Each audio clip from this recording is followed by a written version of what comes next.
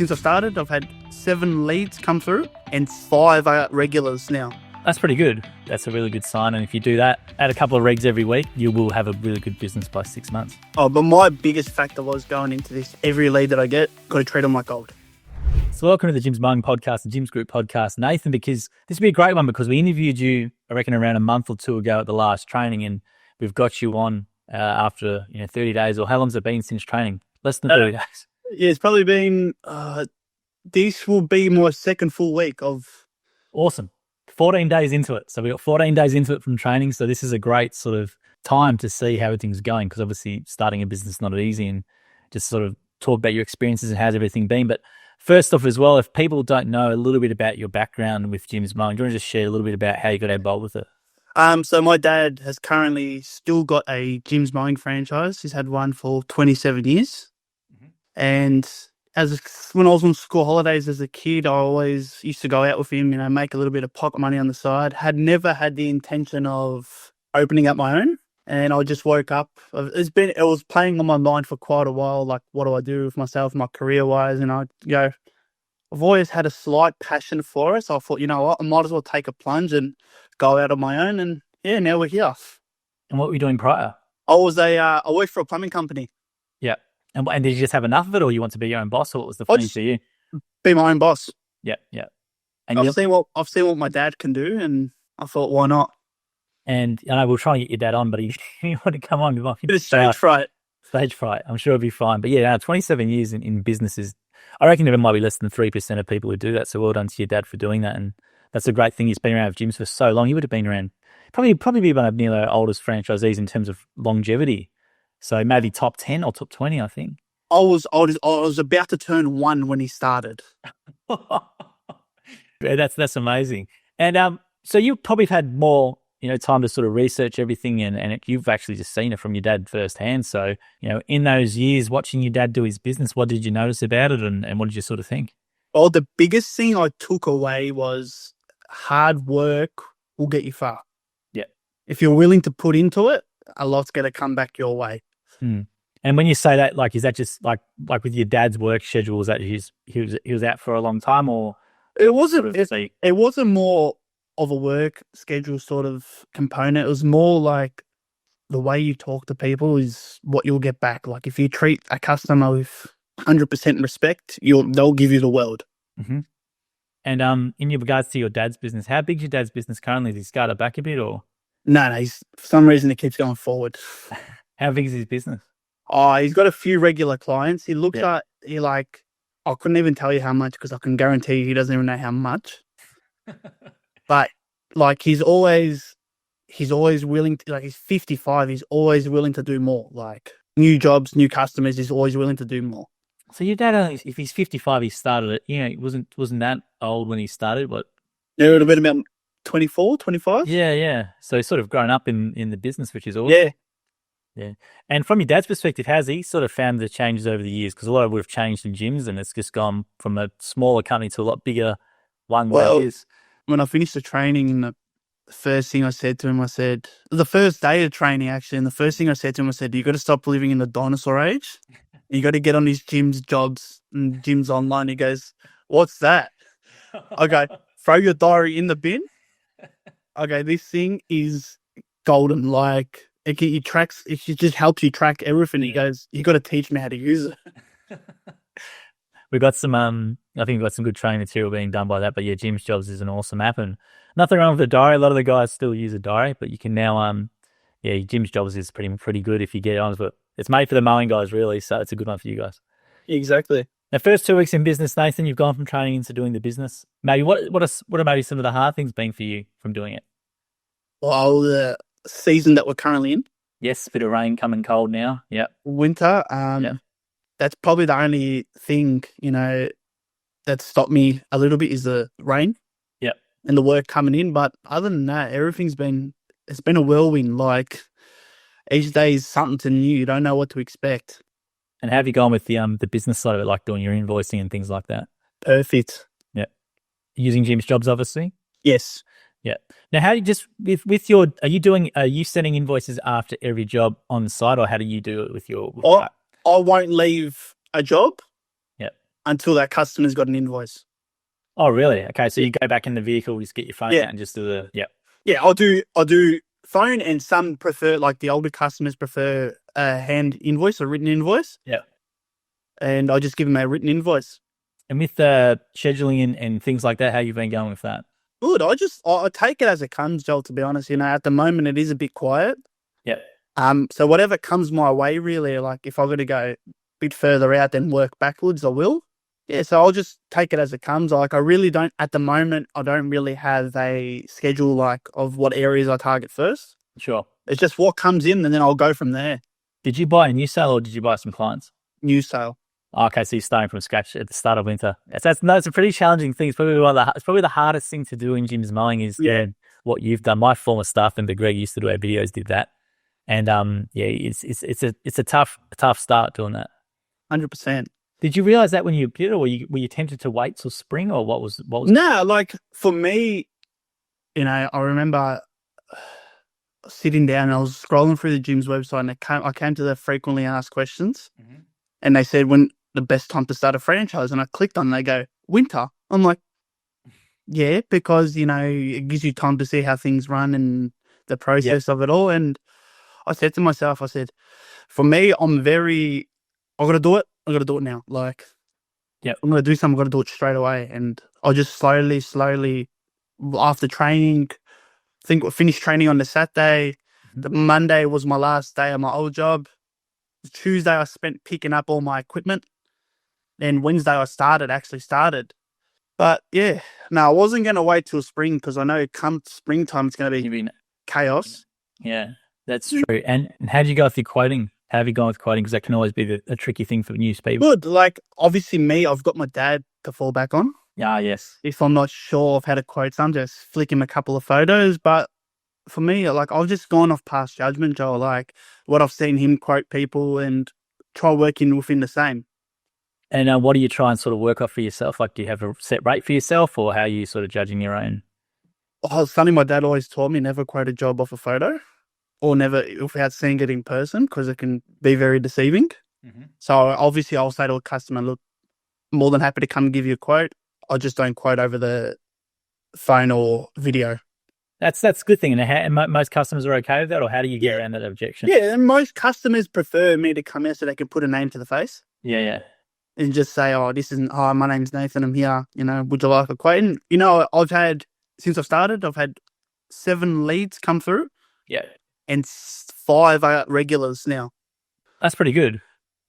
Yeah, that's a really good sign. And if you do that, add a couple of regs every week, you will have a really good business by 6 months. Oh, but my biggest factor was going into this, every lead that I get, got to treat them like gold. And when you say treat them like gold, what's that mean to you? Do you want to explain it to people? Well, I go by the saying, treat them like gold. Like, you got to treat them like they're your family. So you're going to go do them service. You got to make sure 110% that they're on side. Like, they're happy with everything that you do. And so they're going to call you back. Like, I always give a set price of what I'm going to quote. Then I'll say to a customer, say if for example, a lawn's $150. Then I might say, if you'd like it done on a regular basis, it'll be $90. And that's what I feel like it grabs them a lot. So, that's a big discount as well, yeah. Because then I know like the first time might take 45 minutes, but I'll go 3 weeks time and I go back and might take me 20. And they know, all right, this guy means business. Like. And what types of other services have you been doing in the 2 weeks? Mowing mainly. Yeah. Few slashing jobs, which I enjoy the most. And yeah. And with your equipment setup, what did you decide to go with? Because your dad obviously would have had heaps of gear and recommendations. So what did you choose? I actually did everything completely opposite that he said. Right. For me, the biggest factor was I went everything Bushranger. Yes. Yep. Why was that? Why did you go that route? Because I'm sick of, to be honest, like generic brands like Honda and Stihl. And pricing of it too, Joel, through the gyms, like when I signed up, they gave me the offer of the easy rental. Yeah. And I went everything through there. And Bushranger, it's pretty all petrol-based stuff. It's pretty durable from what I've interviewed a few other franchisees who said they use the Bushranger mower because the motor or something is just massive. It's unreal. Really powerful on that one, yeah. For me, Bushranger, I said to my dad and he goes, I've never heard of it. I said, yeah, well, explains a lot. And he goes, well, we'll go. I took it like a first job I did. He drove past. He was actually cutting a lawn 3 houses down from me. Oh, wow. So he came past and had a little sticky nose. He goes, this equipment's actually all right. So what? So you got the blower. What are the essentials that you got to start? Like, what do you think a Well, franchisee should get? For a new franchisee, I recommend definitely a lawnmower, a whippersnipper, blower, a hedger, and a multi-tool with the pole hedger and the pole chainsaw. Yeah, the multi-tool. Have you used the multi-tool much yet in what you've been doing, or?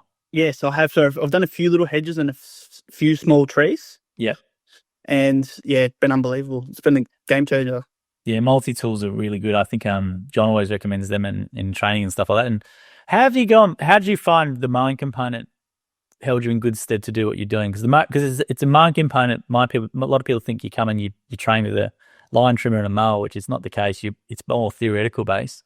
So how did you find the theory hold you in good stead for what you're doing? Like for me, I took, who was it? John Wilds when he on the Saturday. For me, the Saturday was like, wow, because it was talks about operations in your franchise, and for me that was massive. Like just to hear it from someone else. Yes, I've heard it from my dad, but to hear it from someone else as well. Yeah, it's like, okay, these things here, and I literally the notes I took during the training, the Thursday, Friday, and the Saturday, they sit on my passenger seat. And what were some of those notes? What were some of the insights that you learned? Like for me, I learned a lot about obviously customer base, and what you want your business to stand for, like with the clients you service. Yes, and I think it's Des always says that in his session about what you make the business the way you want it to be. Yeah. And that's what pushed me towards more of starting a franchise from scratch. Yeah. So yes, I start off with 0 clients. Yes, it'll be a bit harder to build up, but end of that, I can dictate who I service. Yes. That's a good way. Yeah, I think that's a good way to be. And with your business so far as well, has there been anything challenging that you want to maybe share with people, or? Door knocking. Oh, you've been doing door knocking? Flat out. Great. Okay. I think everyone in my territory is sick of me, but how have you been approaching? Because it's not an easy thing to do, but I think it's a great skill for anyone, because I think you're getting rejected. If you can it's not an easy thing to do it, but if you push through it, I think it's a really, really handy thing to have. Well, you said in the training, set up a Facebook page and an Instagram page. Yeah. And I did that. And the first 2 days that I set it up, they just went bananas.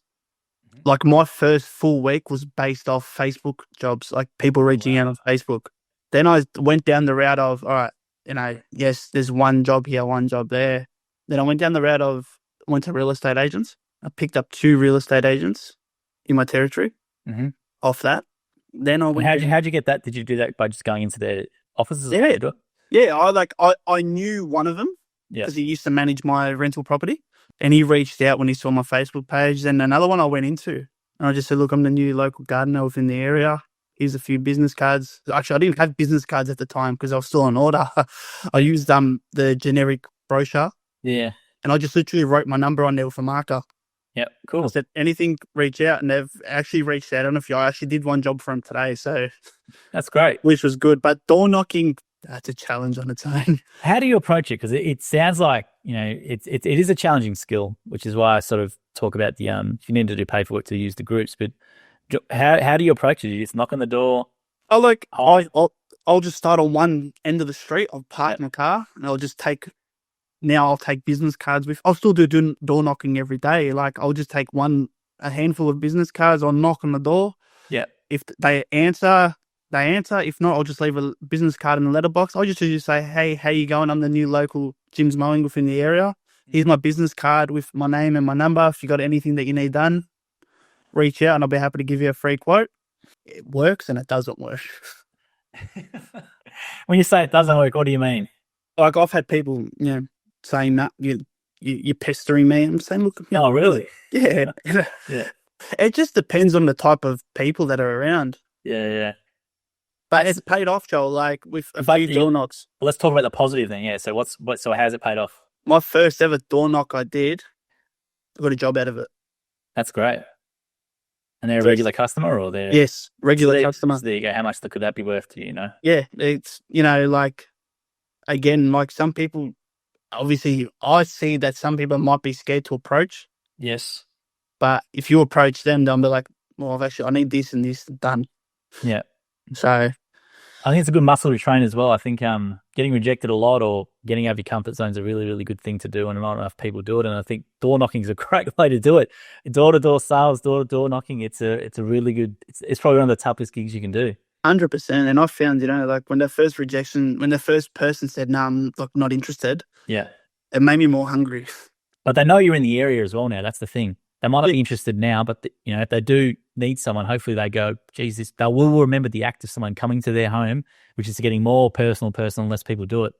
So I think it's even though it's old school, I think it works. 100%. And I couldn't fault door knocking. Yeah. And what else have you been doing from a local area marketing thing? You go on your real estate agents, which is great. Real estate, Facebook. Yep. Before and after. Just posting before and afters. Yep. Let's talk about the content. So posting before and afters. Yep. Before and afters. Instagram before and afters as well. Yeah. Looking at getting into a bit of TikTok as well. Sure. And how are you building your page? Because that's the question we always get asked: is how do I build a page? So you're posting content. Are you commenting on things as your page? What are you doing? Yeah, I'll comment. I'll just approach groups like on Facebook, like local area groups, and I'll do an introductory post. And they're letting that through. Yeah, good. So with the introduction post, you're basically posting a picture of yourself with a bit of general spiel. Yep. My picture that I took at training, I'll use that. Perfect. And go from there. And do you get any traction with those, or? It's a bit harder because yes, there's a group full of say 10,000 people, but 5,000 might be gardeners. That's true. And what about on your other profiles? You're doing before and afters as well, and then before and afters. I got to look and get into some videos. Yeah, day in the life, sort of. Well, videos work because they want all video, and they'll push your page to everyone. Yeah, they'll push that video content out to people who don't follow you, for example. Yeah, just to see it, and hopefully there's something in your area. But yeah, it's going well. Like I didn't expect it to be like this. It's a different feeling. What didn't you expect? What did you think it was going to be like? Like I always revert back to my dad, and like people, I've spoken to people that I used to work with, and they'll be like, "Oh, do you miss your old job? Do you miss working with people?" Not really, no. No, not at all. Because like if I leave home at 8:30, no one's ringing me saying you're late to work. Yeah. If I get home at 2:30, no one's turning around and saying, "While you're home, why'd you leave work early?" Yeah. It's just the flexibility, like the life flexibility. And do you like working by yourself? I love it. Yep. So I presume you worked in a workplace before. There's a few people, and there can be annoying people and people you like and don't like and stuff. Yeah, like it's the end of the day, I'm the dictator of my own future. Oh, that's great. And that, so 2 weeks. So being your own boss now, how quick did you reckon it took you to make that switch? Because there's a switch from being an employee to a business owner, or was it something which was really easy for you? For me, it was a bit, yes. Like obviously I'm 27 and I've worked for someone since I was, 17. Yeah. And now obviously you're running your own business. You're dealing, end of the day, working for someone, 7 till 3:30, you go home, you switch off. Being your own boss, you start work at 8 o'clock, 8 till 8 the next morning, you're constantly going.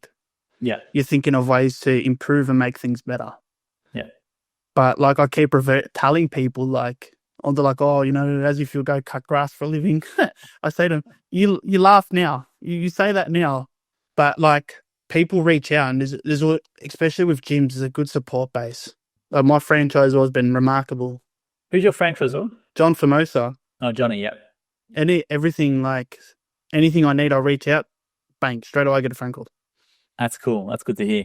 And do you think there's a bit of a stigma from your mates regards to home services? Because I think there's still a lot of stigma regarding, cleaning and gardening and stuff. But I think the professional services, sometimes people who work in those fields look down on it, which I think is crazy because for one, you probably make more money than them.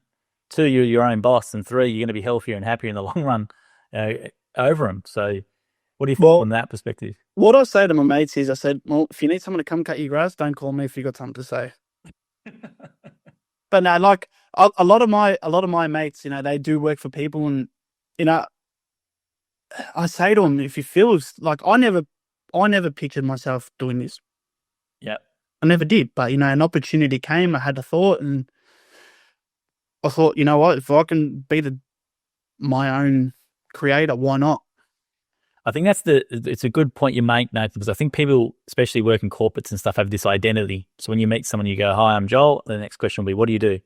And they have this identity with their job, and I think that's what gives them their sort of title. When you take that away from someone, they get a bit lost, and then all of a sudden they're changing it to a business owner, which I think is the way you got to look at it. It doesn't matter if you're doing gardening, cleaning, antennas, whatever. You're a small business owner, doesn't? Yeah, exactly. And your vehicle to do that is just helping people with garden maintenance and gardening, which is really rewarding. Yeah, and like if like I said, I used to work for a plumbing company. I used to do all their block drains, and I said to my wife, I'll get satisfaction of making a customer happy if I unblock a drain. Yeah. So imagine the satisfaction I can give someone by cutting their lawn that hasn't been cut in 6 months. Yeah. Like for me, that's everything. If I can make 5 of my customers happy a day, my job's done. I think the gardening person who comes into someone's house is a bit more well received than maybe some other things as well. It's more fairly priced, and they can see instantly what you've done when you leave. And I think it's a good aspect of it. Because their house, you might make their house stand out from everyone else, and yeah, I've seen it firsthand. With my dad, like he'll get a job page, he'll go cut a lawn. Then someone might hear the whippersnipper going and be like, "Oh, while you're here, can you come cut mine?" And it's a chain of events that just unfold. How are you enjoying the gym's customers, and how have you been enjoying them? Love them. Yes, you get your bad bunch. Yeah. You get your 1 or 2 that waste your time, but it's part of it. Yeah. Like this just teaches you how to grow resilience and be stronger. With your business, like what are you hoping to ultimately do? So you're 27. You want to get to a certain regular customer number? You want to put on staff? What do you want to do for your business? Well, ideally, I want to be, I want to eventually expand. Yep. Even keep putting on staff, take on more work, even by moving to a franchisor role. You sure you want to be a franchisor? I don't know. I've seen my dad. My dad's actually, he goes, I'll just be happy pushing lawnmowers. Yeah. Yes. Sometimes I think the best place in gym is probably be a franchisee. And Johnny, if John for most is watching, you might get a laugh out of it. But franchisors, it can be very tough as well. Yeah. And putting on staff, even buying another franchise, Yeah, yeah. You're just expanding that way. My dad goes, like you said, you've got 2 paths. You can stick to yourself and do, your 7 till 4, or you can, really push it and expand it to any way you want. And then did your dads do that, or did you put in stuff? No, he stayed small. He stayed small. So I guess he had his his workers that worked for him. Yeah, yeah. But like me, nearly all my cousins worked for him. Oh, really? We just all helped out where we could, and we all enjoyed it. Yep. But for me, I've always been the one to take a risk more than any of them. Well, I think Johnny Wilds, who you did training with, he started off as a small trainer. I remember I met him back in 2019, and then now he's got like 9 people. And he's got a factory. He's got all this stuff as well. So it's you can definitely scale it to what you want. I think the good thing with gyms though is you can earn good money if you just do a sole trader though. So if you want to do sole trader, don't want to deal with people and employees and stuff, you can make good money. But if you do want to expand, the opportunity's there. 100%. And it's exciting. Like the future, you don't know what it's going to hold. And what did your wife think about what you're doing? She was a bit at the start, because we just got married in November. Oh, okay, right. Yep. So when I brought the idea to her, she goes, "Good joke." And I said to her, I'm dead serious. And she goes, "Well, if you're dead serious, you got to make it work. Yep. You have to make it work." And yes, my first week, I did bring more money home than I did in 2 weeks of my regular job. Good.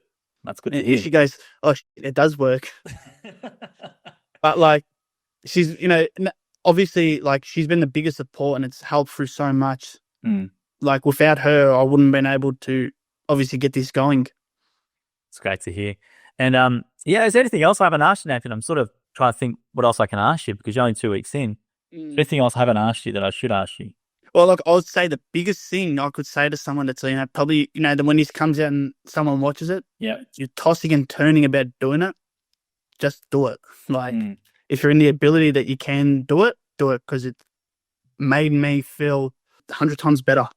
That's a great point. So it made you feel better in terms of mentally, or just like you're doing your own Mental thing? health, like, Yeah. and you got the ability to control you.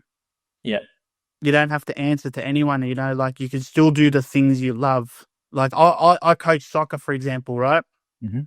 And while I was working at my old job, it was hard, because work on call, and then you still got to go do things. You work 7 to 5. You might get a job after hours, then you still got to go coach soccer, and you're tired the time you go home. And like Was your background a plumber? I'm not like I used to work for a plumbing company. I used to do all Okay. this. Yeah. Yeah. Yeah. So you're not tired much anymore, even though you're doing a physical day, or? My job was still pretty physical, but like Yeah. just knowing the mental health side of it, like, if you want to stop, you can stop and take an hour break, and no one's going to question you otherwise. I should have asked you earlier, but yeah, the physical side. So you did have a physical job before, but how's the physical element going? Like, is it you do use a bit for the muscles, which you might not use for a while. So how's that all been? Yeah, it's going good. Like, lucky my wife's an osteo, so It helps. I get looked after in that way. But Yeah. people might think it's a physical job. I'm not. Yes, there's people that do it that are not into physical movement, but like once you do it and do your first customer, it just makes him more hungry. Like that's my biggest thing. Well, I think there's a moment. I think for me, doing these interviews from the corporate guys, it generally takes them around a month. If they push through a month, then they get used to it and all that sort of stuff. But there's a month. If you're a corporate sort of person who's not used to that physical stuff, you've just got to go through that break-in period, and then once you get through that, you'll be right to go. 100%. Yeah. Is there anything else? Who do you coach in soccer? What team? Brunswick Juventus, under 14s. Okay, and they're in a VPL 1? VPL 2. VPL 2. Are they going to get promoted this year? You'd hope. They're actually doing really well. So yeah, well, there you go. And then is there anything else, Nathan, I should ask you? I think I've asked you as much as I could. Yeah, pretty much it. Well, appreciate you coming on. So 2 weeks into your Jim's Mowing franchise, it's great. We generally have people from 30 days. So I think you're the quickest new starter to come on. So we appreciate that. And it's great to hear how positive you are and how you want to build your business as well. And we hope that, maybe in a year or two's time, if your dad wants to come on board, that'd be great to get him on. And there's a pump up for being around. I reckon he'd probably be, I have to look at the system, maybe top 10 serving franchisees. So it'd be good to give him some sort of recognition as well. 100%. No worries. Well, appreciate your time, Nathan. Thanks for Joel. coming on. Thank you for listening to the episode of the More Than Just Mowing podcast by Jim's Mowing. If you do need help with your local gardening expert, please give us a call on 131 546 for Australia, 0800 454 654 for New Zealand, or head to jimsmowing.com.au or jimsmowing.co.nz. If you liked what you heard, please make sure you leave us a review as well, wherever you consume your podcast. We appreciate your support. And until next episode, we hope you have a great week.